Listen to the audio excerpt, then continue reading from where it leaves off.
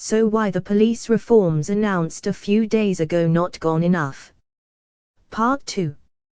Well, it's quite simple. It's not good enough. Ask yourselves this. Did you ever want the wife of a convicted sex offender to be a chief constable, for example?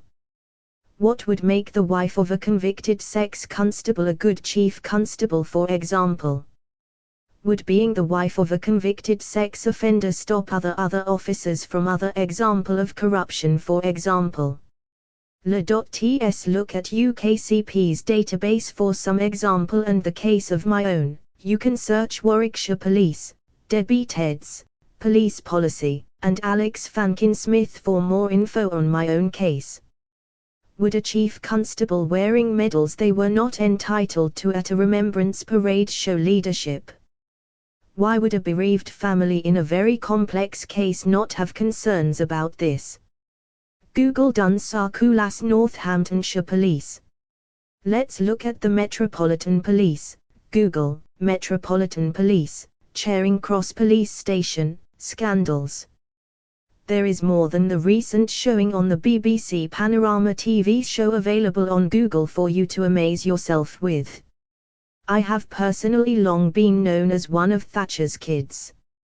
A capitalist. A believer in a free market economy. Socialism is playing the monopoly board game in hard cash with someone else's money. Now, hear this where things become important. If police forces were privately owned, they wouldn't muck about because each member of staff would be responsible to shareholders, many of whom have a lot more power than their current or previous bosses. Police officers do not actually care, because their bosses do not give a monkeys and they let the rank and file get away with it. Although they are likely to be dismissed at the next general election, this is currently the police and crime commissioners, but actually we need to go deeper, the Home Secretaries. Can you show me a good Home Secretary from this list? Marilyn Rees, 1976–1979. William Whitelaw, 1979–1983. Leon Britton, 1983–1985. Douglas Hurd, 1985–1989. David Waddington, 1989–1990. Kenneth Baker, 1990–1992. Kenneth Clark, 1992–1993. Michael Howard, 1993–1997. Jack Straw, 1997–2001. David Blunkett, 2001–2004. Charles Clark, 2004–2006. John Reed, 2006–2007. Jackie Smith, 2007–2009. Alan Johnson, 2009–2010. Theresa May, 2010–2016. Amber Rudd, 2016–2018. Sajid Javid, 2018–2019. Preeti Patel, 2019–2022. Sula Braverman, September 2022 – October 2022. Grant Shapps, October 2022. Sula Braverman, October 2022 – November 2023. James Cleverly, November 2023 – July 2024.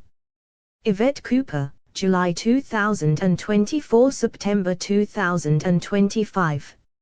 Shabana Mahmood, September 2025 – 2026. I thought not. The Dear Deidre problem page of the Sun newspaper could fill its page every day for a year each for every single one. Let's start with a husband of one of these claiming porno movies on MP's expenses and keep going. Trust me, it's the start of a long list.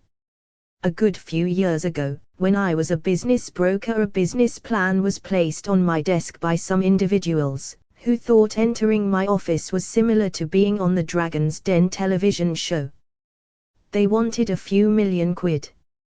On Dragon's Den you either say I'm out or do a deal. Most deals don't get past show due diligence. I know 2 Dragon's Den contestants I was in education with whose business proposals failed this hurdle. In fact, most business fail the post-show process. But here are these individuals who want a load of cash. Their cause: a private police force. Yes, it's ballsy. No, not a private security guard service for a group of homes that reports into a police force when there is a crime, not a privatized neighborhood watch service but a proper private police force with warrant cards, cars with blue flashing lights, detective inspectors, cells, the whole shebang. The business plan had political slogans on each page. Trust me, as someone who knows about business plan marketing, that's a really crap move. Only putting a tenner on Accrington Stanley to win the Premier League this season is a worse move. Actually, though, it could work. An MP really does not have that much power, even though they think they have. The private sector has much more power, and that power is with certain people. If you look past some democracy, a private police force could work. I look at this picture. Maggie Thatcher did have the right idea, which was get rid of the dross and do it fast. I do believe that if she was in power still, God rest her soul, that we would not have thieving police officers in Warwickshire, and we would not have police officers passing off medals they were too young to obtain, for a few examples. So, we need hard people at the top, and people who will sack people without fear. If you think the likes of Jackie Smith, Amber Rudd, Yvette Cooper and Shabnam Mahmood are up there, think again. Yes, we also need an end to the Police Federation, or POLFT as they are known to. But to have hardcore investors in charge of our police forces with hard cash investors will force change, and change the minds of freeloading police officers. Wasting police time is a criminal offense.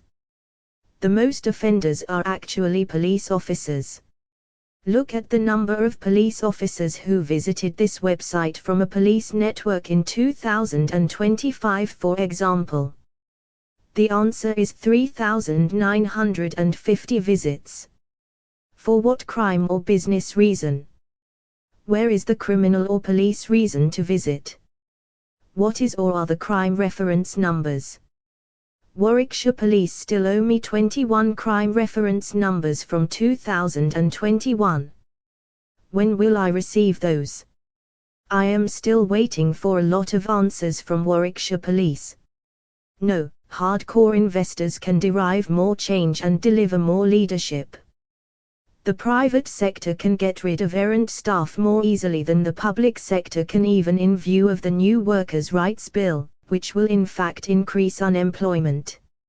As a country we are very, very under-endowed with good managers, going north from the likes of a McDonald's shift leader to a chief executive or chief constable.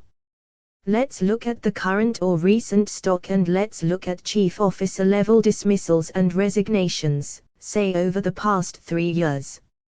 It's quite chronic. No police officer ever gets charged with wasting police time, and yet they waste so much of their own time.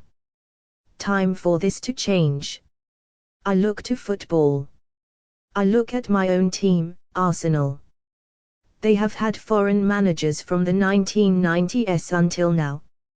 We have to recruit foreign managers to our police forces and even councils and hospitals in order to improve things. The United Kingdom does not produce good managers unless they are cash invested. Simples. By cash invested, I mean that they have to invest their own money and take a dividend, simply not salary. This is where we can turn around police forces. Yes, there would need to be an awful lot of regulation involved, but all police officers know it is almost impossible for them to be sacked, let alone convicted of any criminal offences they might commit. But under private ownership things might change. On this note, I now welcome that old business plan. Their numbers were certainly impressive and prove that money can be made from policing, but it does need the right people behind it. I do know this. A private investor, for example, would never have, for example, allowed the wife of a convicted sex offender become a chief constable. Trust me on this. Prosecutions for police officers wasting police time would rise and police corruption would fall dramatically. A private investor would not want a cash call for a corrupt officer. Therefore, it is unlikely to happen. Productivity would rise too. A private investor will not pay for time wasting. A private investor will not tolerate any kind of waste, and this will drive up productivity. If I had the cash, I might possibly invest, but I do not have the cash. One thing is certain, though, I would be making sure that a very large number of current police staff and officers of all ranks lost their jobs with immediate effect. You could probably staff the Metropolitan Police staff twice over, because they are simply not good enough for the office that they hold.